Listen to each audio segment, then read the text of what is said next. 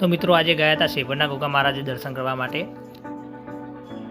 તો અમે અહીંયા ફાઇનલી અમારી ગાડી પાર્કિંગમાં મૂકી અને અમે આવી ગયા છીએ મંદિર તરફ। થોડું અંદર ચાલીને જવું પડશે કારણ કે બહુ પબ્લિક છે અને ભીડ પણ છે અને આજુબાજુ જંગલ વિસ્તારમાં જ આ મંદિર આવેલું છે।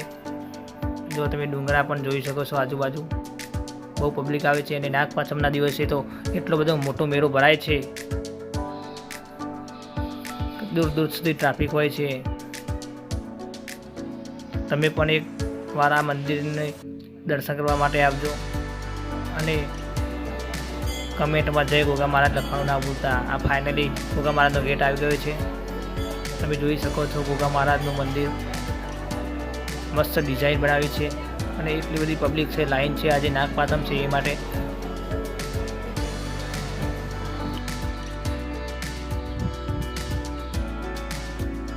અને ગોગા મહારાજના દર્શન પણ કરી લો।